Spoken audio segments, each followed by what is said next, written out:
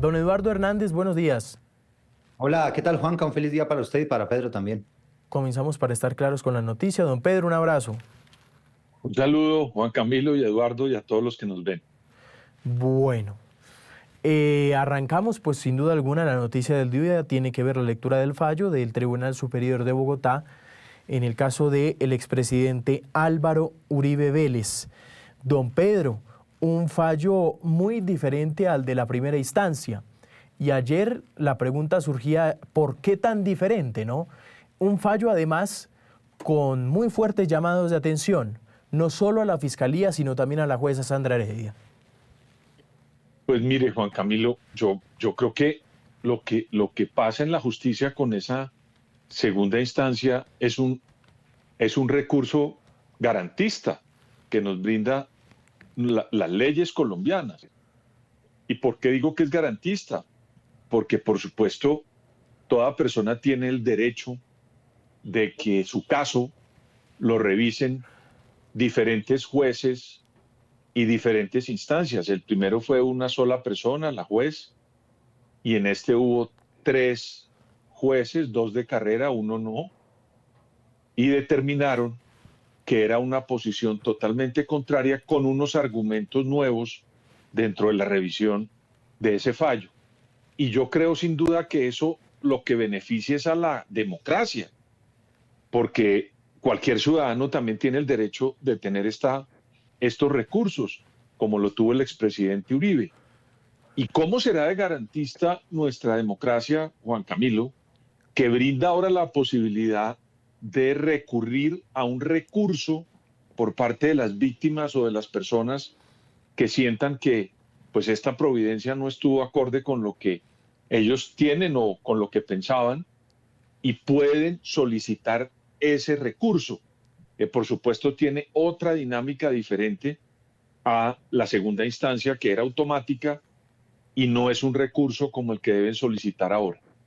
Pero yo sí que quiero resaltar, Juan Camilo, que en Colombia tenemos que en algún momento salir de ese dilema entre judicializar la política o politizar la justicia.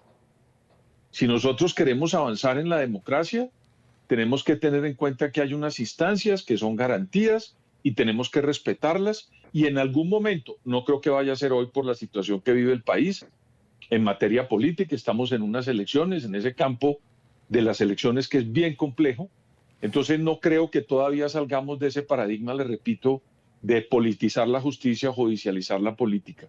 Ojalá que más adelante, en algún momento, logremos salir de ahí, porque mientras tanto, pues vamos a estar siempre pensando, por ejemplo, ayer decían que la rueda de prensa del expresidente Uribe era para anunciar su candidatura al Senado. A mí me parece que, pues digamos, hilar de esa manera y ya tener en la cabeza es eso, es ver cuáles son las implicaciones políticas de una decisión judicial.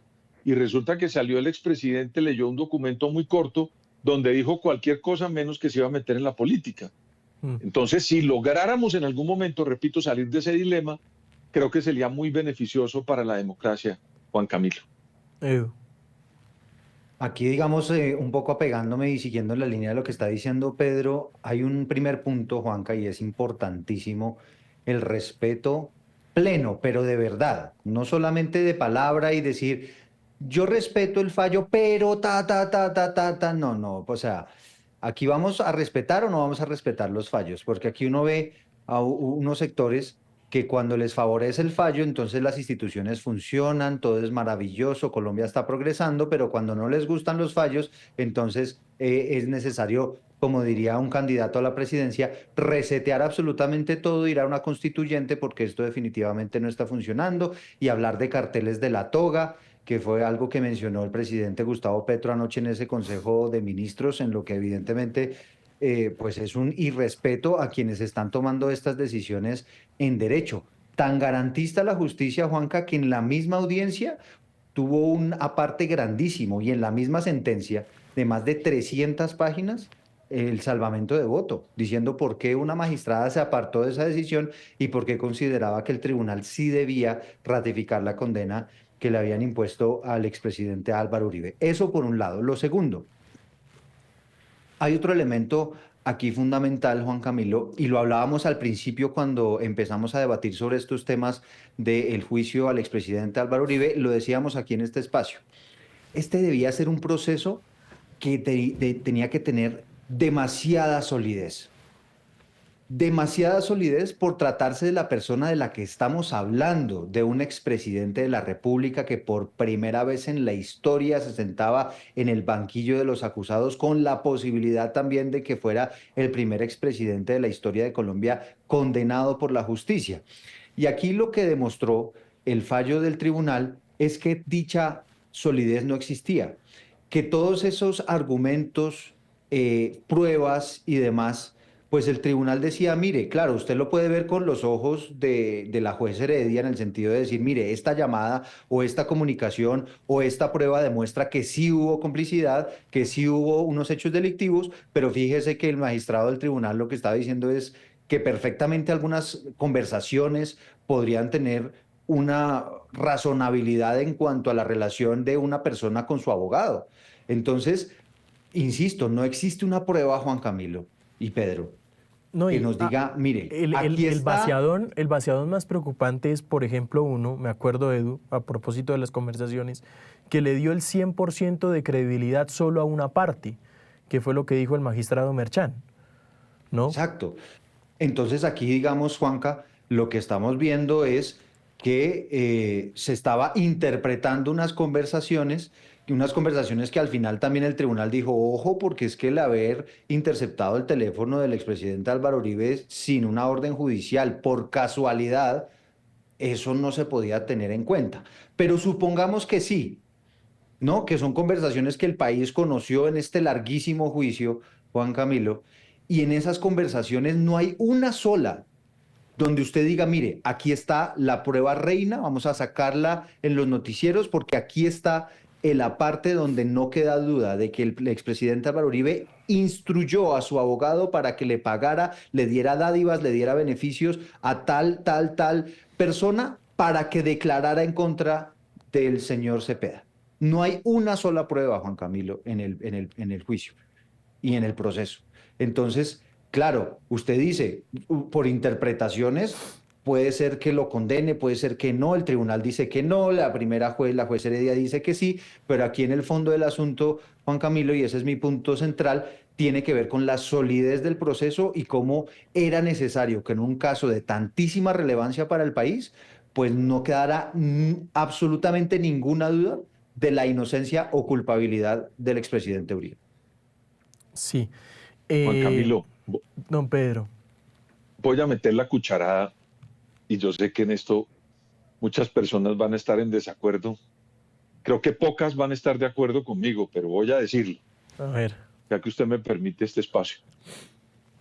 Hombre, yo no sé si Colombia tenga la madurez todavía para abrir esa puerta de meter a los expresidentes o a los presidentes a la cárcel. Yo debo decírselo, cuando ocurrió el proceso 8000, mucha gente quería y practicaron, intentaron sacar del poder al expresidente Ernesto Samper, eso fue verdad. Yo pertenecía, era muy joven, pues era más joven que ahora, no muy joven, más joven, y yo recuerdo que los debates eran, ¿será que nosotros tenemos esa solidez como democracia para abrir esas puertas tan complejas de desestabilizar lo poco o lo mucho que tenemos de estabilidad como es la presidencia de Colombia? Esto lo digo porque ya hay candidatos en este momento, hay candidatos ya proponiendo que quieren meter a presidentes y a expresidentes a la cárcel como propuestas de campaña. Y a mí me parece que eso los colombianos tenemos que parar un segundo y reflexionar mucho. Pero es que un presidente no mete a la cárcel a nadie. Exacto. ¿No? Partiendo de allí, son los jueces. Exacto. Entonces aquí hay una cantidad de gente que anda en su locura por hacer política, de tratar de pescar en río revuelto con unas propuestas que, en mi opinión, de Pedro Viveros, no de ustedes ni del canal, mía, me parece un peligro abrir esa puerta y de tratar de hacer campaña, pero buscando don Pedro, encontrar Me gustaría Señor. contrapreguntarle sobre la primera. Sí, sí. Es decir, ¿me puede ahondar un poquito más en el tema de que el país no está preparado o duda mucho de que el país esté preparado para que un expresidente ingrese a la presidente, o presidente ingrese a la cárcel? ¿A qué se refiere? Es decir, pero si la justicia lo encuentra culpable, no sería lo... Sí, Lo que quiero decir es esto, sí. Juan Camilo. Una democracia como la nuestra que tiene tantas debilidades, en eso tenemos que ser muy claros. Mire usted que, por ejemplo, la justicia está operando, pero una cantidad de colombianos no creen en esos fallos, los tratan de debilitar. El anterior, cuando fue la primera instancia, ocurrió del otro lado. No hay una solidez todavía, una madurez en Colombia para que entendamos que hay unas decisiones que hay que respetar plenamente. Y eso lo decía Eduardo, eso lo hablo en materia jurídica. Pero la estabilidad que brinda la figura de la presidencia en Colombia, Juan Camilo y Eduardo, que es un país que, repito, no está completamente maduro para decir que es una democracia plena, pues le brindaba una estabilidad o le brinda una estabilidad al país. Y ahora con esto que está pasando, de abrir esa puerta para tratar de meter a un expresidente o un presidente en unos juicios políticos y meterlo a la cárcel, yo creo, y repito que es una posición mía, que es abrir una gran puerta que uno no sabe al final si lo que estamos haciendo es política, judicial, o estamos volviendo a judicializar la política. Por eso, insisto, ayer acaban de meter a Sarkozy en Francia. No, la imagen a es la tremenda. cárcel. Y la imagen, Allá. don Pedro, la imagen entrando a la cárcel, tipo entregándose en la puerta de la prisión, es... Entonces, repito, y yo sé que mucha gente me va a destrozar y van a decir cosas y tal, yo lo asumo. Lo que quiero decir con esto es que es un debate que como sociedad hay que mirarlo paralelamente a los juicios que haya que hacer y todo esto que tiene que terminar y tal.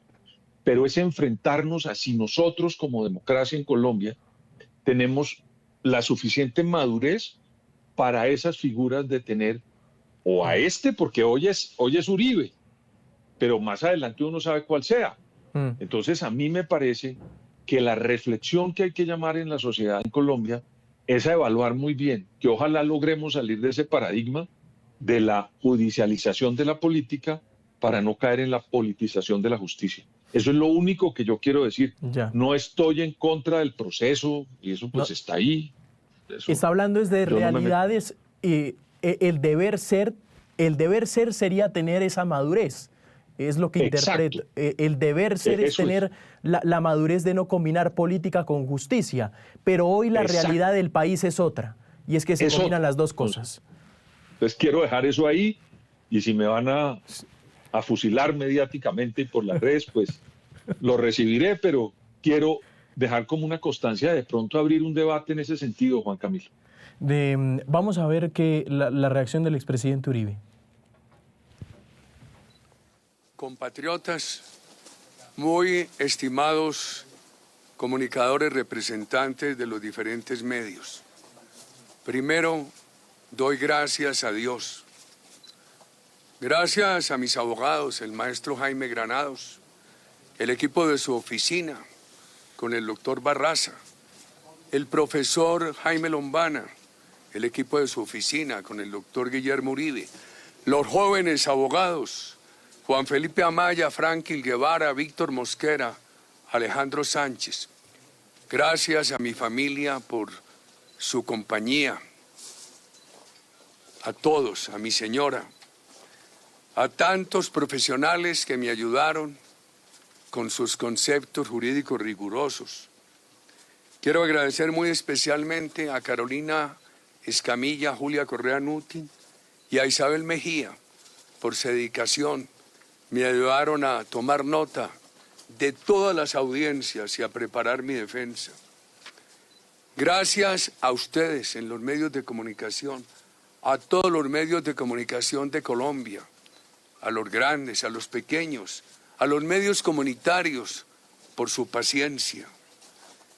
Al margen del tema político, expreso mi gratitud a Vicky Dávila y a Semana, que en su momento revelaron ante la opinión pública los fundamentos de este proceso. Gracias a mis compatriotas y a tantas personas de la comunidad internacional por sus mensajes, su apoyo y sobre todo por sus oraciones. Agradezco la solidaridad. Bueno, ahí estaba entonces el expresidente Álvaro Uribe. Vamos a pasar a otro tema, porque estoy pasando rápido porque este otro tema merece toda la atención. Este fue el Consejo de Ministros de ayer del presidente Gustavo Petro. Esto fue lo que dijo el tema de vivienda y agua. Arranquemos. Pues, presidente, me alegra que lo ponga, porque realmente firmamos un COMPES para unos aviones de guerra y realmente a mí me dolió firmar ese COMPES, porque creo que prioridad, y usted siempre lo ha dicho, es el agua. Desafortunadamente, esto lo hemos analizado en varios consejos de ministros y el techo presupuestal que le dieron al Ministerio de Vivienda, Ciudad y Territorio en agua es bajitico, y especialmente para el próximo año. El tema de Chocó, de Pacífico, de todo lo que hemos trabajado. Sí, ministra, pero usted tiene un presidente. Y si eso le ocurre, sabiendo que el presidente dijo otra cosa, ¿por qué no le dijo el presidente? Pues lo hemos hablado aquí varias veces. Usted tiene un chat conmigo. ¿Usted lo vio? Eso es inmediato, es lo primero, prioridad. Bueno, ahí estaba, con la ministra de Vivienda. Minutos antes del tema, vamos a pasar este SOD y ya les doy paso a ustedes. Esto fue lo que le dijo al viceministro de Agua. Lo echó en pleno consejo. Miren. Porque el viceministro de Agua le cree más a Andesco que a nuestro proyecto. Por eso es que el acueducto, señor, y se lo digo de frente, por eso es que el acueducto, Cereté, Ciénaga de Oro, Sagún no está hecho. Usted está atravesado en que se expida el nuevo régimen tarifario de aseo que beneficia a los recicladores y beneficia a los consumidores, y se acabó. No va más, hermano. Este gobierno no vino a obedecerle gremios del poder económico, vino a obedecerle al pueblo. Y también tengo que decirle, presidente, que qué pena el tema tarifario. No es culpa de Eduard, mi viceministro, ni de Natalia Duarte. El tema tarifario lo estamos trabajando y está con la CRA. Solamente hay 2 comisionadas, hacen falta otros 2 comisionados de la CRA desde el inicio de este gobierno. Necesitamos completar el equipo. Hoy los mismos comisionados me dijeron que les acaba de decir el viceministro. Marco tarifario lo expide. Hoy me acaban de decir, así que este problema lo vamos a tratar, Sí, le agradecería. porque acabo de reunirme con los comisionados de la CRA. Con las comisionadas. Y estuvo ahí presente Raúl, y estuvo presente, no me acuerdo si Benedetti. Pues si usted me dice que la Y lo que dicen es muy diferente a lo que usted afirma. Bueno, noche muy difícil para la ministra de Vivienda, Eduardo. Sí, y mire, esto es un poco, y viendo, digamos, el bosque más que el árbol, consecuencia de lo que escogió el presidente Gustavo Petro, que era que se transmitieran esos consejos de ministros, pero en cualquier gobierno, Juan Camilo, del mundo, pues se dan este tipo de debates internos, ¿no? Unos ministerios pues tratando de jalar para su lado, pidiendo apoyo para su ministerio, eso es normal.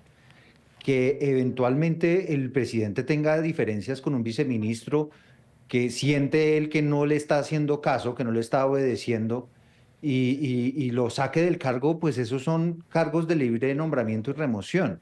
Aquí, digamos, lo que queda de presente es la forma en la que lo hace, y que evidentemente sea en público, porque aquí queda, digamos, se ve un gobierno como muy desarticulado, ¿no? Un gobierno donde no hay mucha comunicación, un gobierno donde el presidente dice una cosa, la ministra dice otra, y no es la primera vez que ocurre, Juanca. Entonces, pues, digamos, eso es de su propia medicina, como dicen, en cuanto al presidente Gustavo Petro, más allá del fondo del asunto. Ahora, habrá que hablar con el viceministro, porque pues habría que analizar cuál es la viabilidad de esa instrucción que está dando el presidente Gustavo Petro, porque también hemos visto que hay algunas decisiones que él transmite en estos consejos de ministros que son básicamente incumplibles. Bueno, ahora se está dando el debate, por ejemplo, de si Ecopetrol vende su negocio en el Permian, en Texas, en Estados Unidos,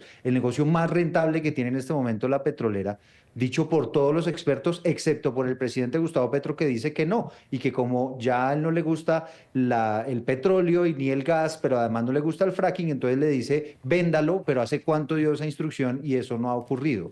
Entonces no sabemos si parecido a eso está pasando algo con el tema tarifario, pero lo cierto, Juan Camilo, es que evidentemente esto desnuda muchísimos inconvenientes que a mi juicio pueden ser normales en cualquier gobierno. Don Pedro. Mire, Juan Camilo, todos hemos tenido en algún momento un paso difícil por un familiar o por uno mismo ante una junta médica. Todos los que nos están viendo y nosotros. Imagínense que transmitieran en vivo la discusión de la junta médica. No. Ustedes se imaginan imagínense lo que puede pasar si después de la decisión que tomaron, los médicos ponen el plan médico y ese plan sale por circunstancias de la vida mal, pues todo el mundo le termina echando la culpa a la discusión que transmitieron en vivo de la junta médica. Yo pongo el ejemplo, es porque los consejos de ministros son una junta médica. Y lo importante del Consejo de Ministros son las decisiones que se toman, no la discusión que se da. ¿Por qué?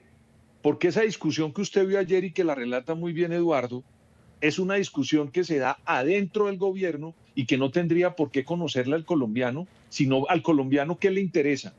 ¿Que haya una pugnacidad entre un presidente y una ministra y un viceministro o que pongan el agua?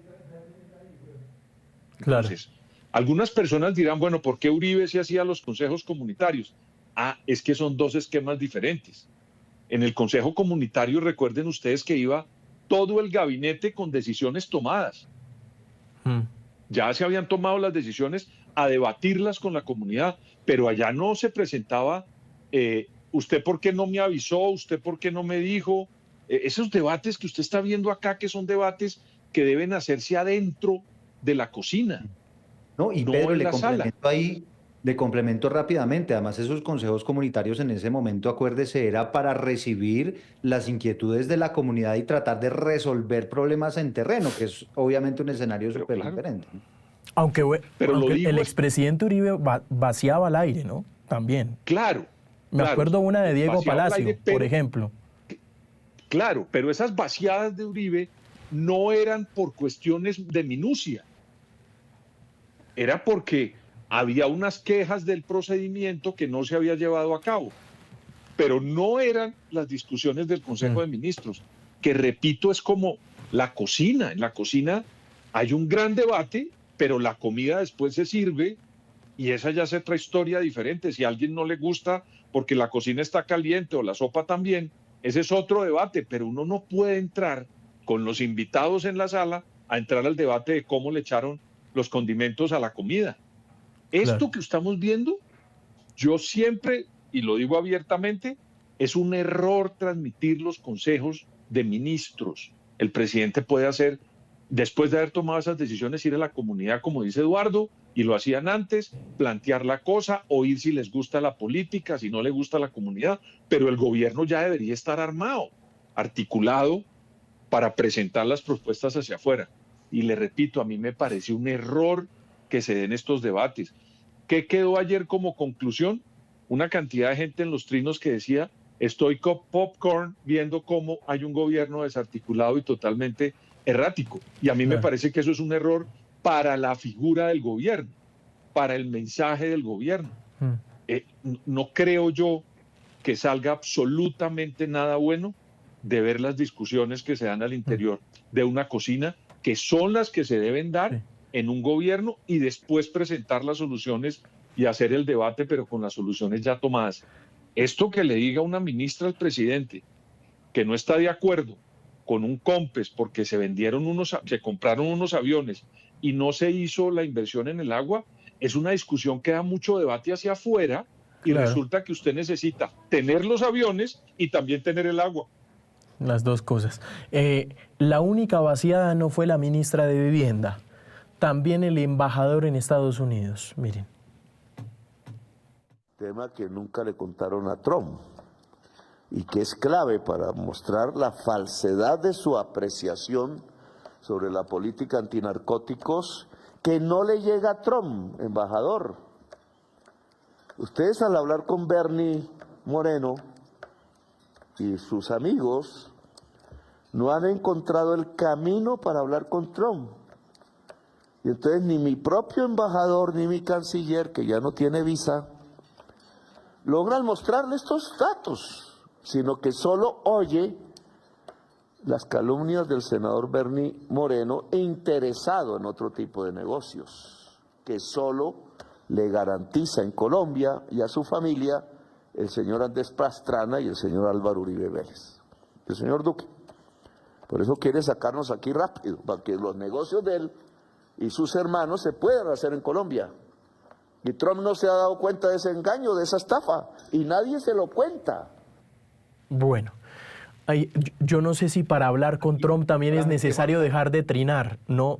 O que dejara un poquito de trinar el presidente Petro. No sé si Daniel García Peña le ha dicho eso también al presidente, ¿no? Como alguna vez se lo tuvo que decir Laura Sarabia y el embajador Luis Gilberto Murillo en su momento para restablecer y normalizar las relaciones, ¿no, Edu?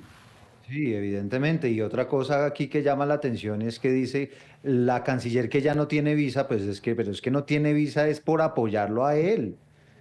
Entonces aquí, digamos, al final también lo que se ve es un presidente, Gustavo Petro, que no, de alguna manera es condescendiente con ese tipo de acciones que puede ser al margen del tema, no sé, irrelevante, digamos, si usted lo ve a la luz de lo que significan las relaciones entre Colombia y Estados Unidos, pero evidentemente el tono en el que lo dice, pues suena como que no, que es que ni la canciller tiene ahora visa, pero es que renunció a la visa porque quería respaldar precisamente al presidente Gustavo Petro, que también se quedó sin visa. Pero bueno, al margen de eso, Juanca, aquí volvemos a insistir en lo mismo. Estas son instrucciones, digamos, que le debe dar el presidente a sus funcionarios en privado. No hay necesidad de ventilarlo. Y otra cosa que dejó este Consejo de Ministros de presente es, usted, digamos, se pone a ver un rato ese Consejo de Ministros y se da cuenta que el 10%, y creo que estoy siendo generoso, del Consejo de Ministros es para verdaderamente tomar alguna decisión o para dar alguna instrucción. El 90% es todo el mundo escuchando a Petro, hablando de historia, de ciencia, de literatura. Entonces, digamos, aquí lo que estamos viendo es que estas reuniones deberían ser, o uno se las imaginaba así, ¿no, Pedro?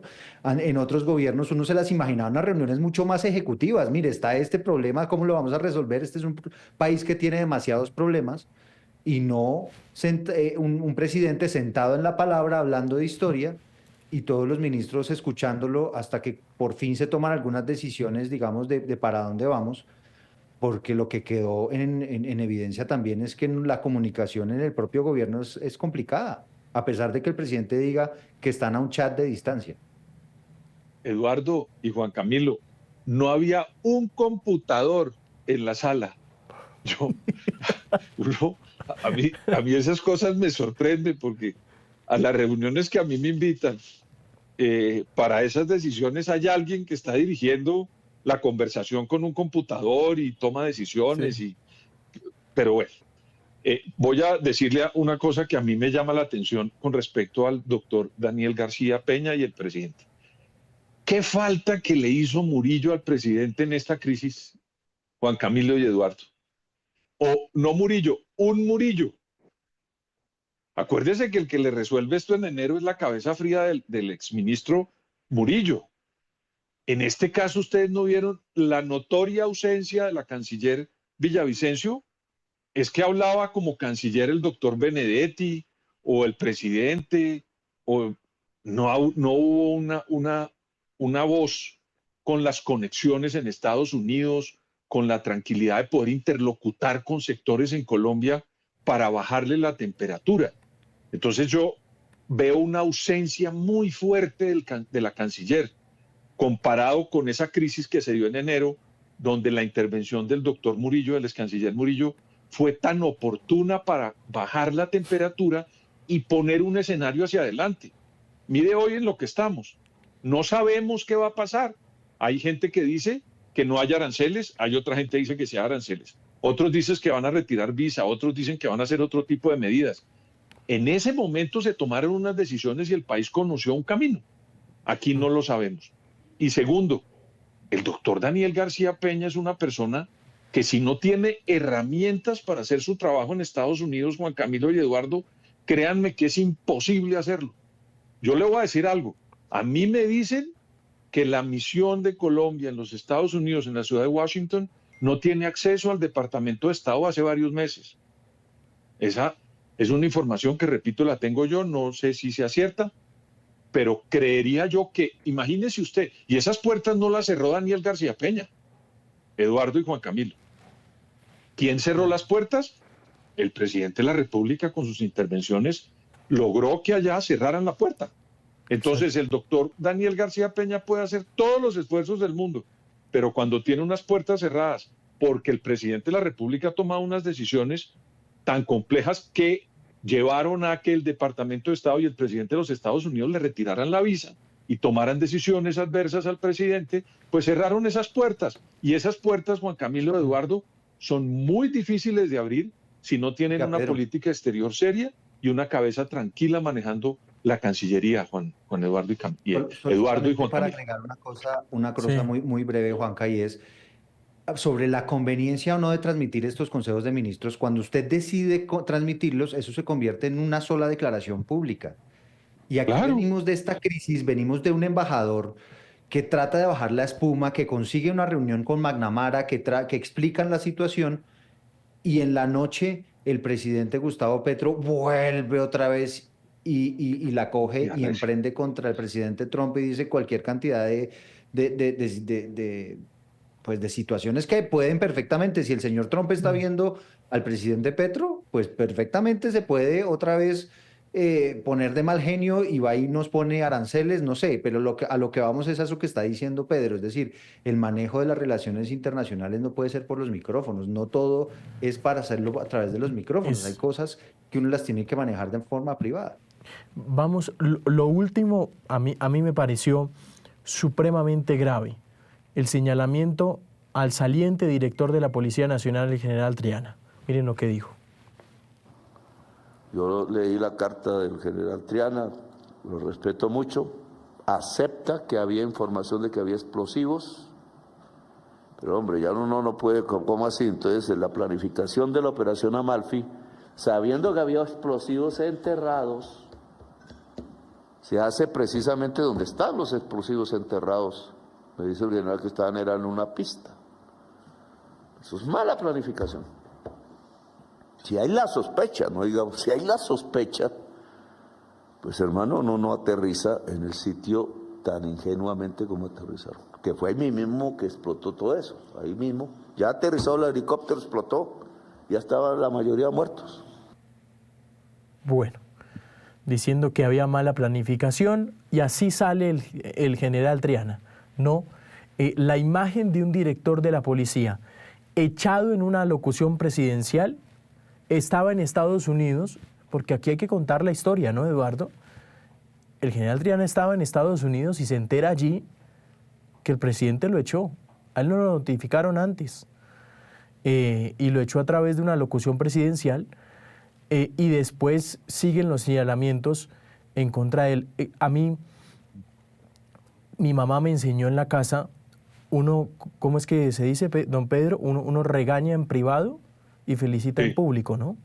Sí, claro, total, eso acuérdese que hasta en los equipos de fútbol, el entrenador allá en el camerino vacía, pero afuera va y reconoce a los buenos y todo lo que salió bien. Pero ya no sorprende, Pedro, ya no sorprende. No, ya no. Pues ayer ya votó Dale, Eduardo. No, que esto ha ocurrido varias oportunidades y Juanca pues lo dice y tiene toda la razón, pero lamentablemente Juanca ya a estas alturas eso no nos sorprende, es que lo ha hecho ya con decenas de funcionarios que se enteran por los micrófonos que los echaron. Claro, es bien grave, don Pedro. Y yo no sé si a este director lo sacó por esto de Amalfi, que yo no sé, yo no tengo la fecha exacta de hace cuánto ocurrió, no fue un hecho reciente. 24 de noviembre de Oh, 2024. sí. Bueno, entonces eso, ¿ya cuánto lleva? Casi un año. Yo no sé si más bien lo que no le gustó fue lo que pasó en Bogotá con lo que ocurrió hace unos días con la Embajada de Estados Unidos y las acciones que tuvo que tomar la policía. Claro. Entonces yo ahí dejo también mi incógnita. Como aquí se trata de especular, yo también pongo ahí mi incógnita y digo, muy curioso que voten a un señor un año después, pero hace unos días pasó algo aquí en Bogotá gravísimo y hubo pues una Tema de las intervención muy flechas. seria por parte de la policía y uno no sabe. Y un sorpresivo anuncio. Sí. Voy a hacer una precisión, Juanca, perdón. No, lo del 24 de noviembre fue lo del asesinato de Juan Felipe. Lo de Amalfi fue este Eso año. fue hace casi un año. Edu. Lo de Amalfi efectivamente fue como a mediados de este año. Sí, claro. Pero aquí yo Pero- quisiera simplemente dos ideas muy breves, Pedro y Juanca. La primera, pues que no son las formas. La segunda, una denuncia pública del presidente de la República de tal tamaño, ¿no? Porque es que estamos inculpando además a una persona de eventualmente un serio? homicidio culposo, ¿no? De 13 policías. Entonces la denuncia es absolutamente y simplemente se hace de manera vaga y eso queda ahí en el aire y evidentemente es un tema absolutamente grave que tendría que entrar a investigar inclusive la Fiscalía. Y el segundo punto muy breve tiene que ver con el nuevo director de la policía, ¿no? Ahí voy. Porque, digamos, hasta qué punto una persona que tiene involucrados unos asuntos personales tan complicados, ¿no? Por el caso Juan Felipe, llega a ser director de la policía y hasta qué punto eso puede también, de alguna manera, entorpecer lo que es su labor ahí y la confianza que puede generar en la ciudadanía y el futuro de esas personas que tendrán que ser juzgadas por la justicia, pero que evidentemente ahora tienen nada más ni nada menos que como contraparte a un director de la policía. Sobre el nuevo nombramiento, don Pedro, ya para terminar, el general retirado William Rincón, nuevo director de la Policía Nacional, Pero es que con muchos distanciamientos institucionales, porque él no salió de la mejor manera, y esto hay que decirlo. Salió de una coyuntura muy especial. Él, de hecho, dice en una entrevista que le hicimos aquí en Noticias Caracol en vivo que inclusive hubo orden del director de la Policía Nacional, el general Salamanca, en ese momento, a todos los generales de no asistir al funeral de su hijo, lo que marcaba un fuerte distanciamiento con los altos mandos de la Policía Nacional. No sé sobre este nombramiento, don Pedro. yo no sé cuántos directores de las policías llevamos, Juan Camilo, es que yo quisiera, no sé 4. si ustedes me ayudan, porque, 4. en un gobierno. Sí. Esto tampoco lo había visto así, bueno, de pronto en otra época fue peor, pero no recuerdo recientemente que un gobierno de 4 años tenga estos cambios permanentes de los directores y de la cúpula de la policía, pero también de la parte militar. Yo no sé con qué criterio se está escogiendo a los directores de la policía. A mí me parece que hace falta información. Este es un gobierno que está a 9 meses de salir del gobierno, tiene unas elecciones muy importantes ahora que viene. Yo no sé cuáles son los criterios para llamar de nuevo a la actividad a un oficial retirado y no sé, repito, cómo se tomen esas decisiones luego del cambio permanente que hay. Es que usted mira, por ejemplo, en el gabinete, creo que hubo 60 ministros en 4 años. Y en la policía tenemos 4 directores de la policía. Esa inestabilidad y esos cambios, ojalá alguien nos explicara. Es que a veces uno no entiende muy bien por qué hacen los cambios. Yo en comunicaciones tengo entendido que uno hace los cambios, pero también pone como un contexto de cuál es la idea que se quiere con los cambios y por qué se retiraron a los anteriores. Pero esa cambiadera de directores de la policía, yo no conozco al general Rico, sé lo que pasó con el episodio de su hijo, que es bastante sonoro y genera mucho ruido, pero no tengo elementos para conocer cuál es la determinación y por qué una persona que habían retirado con mucho ruido, ahora la traen y repito, estamos a menos de un año con unas elecciones para afrontar. Entonces, ojalá que alguien, de pronto pueda ser el señor ministro de Defensa, que en algún momento nos cuente a los colombianos cuál es la idea de tener un nuevo director de la policía durante este periodo tan crucial para el país, Juan Camilo y Eduardo. Sí, ahí está entonces, 9:46 de la mañana. Don Pedro, gracias, un abrazo, muchas noticias hoy. Un saludo, Juan Camilo y Eduardo, y a todos los que nos ven, y gracias por la invitación. Edu, gracias. Vale, Juanca, Pedro también, un abrazo, feliz día.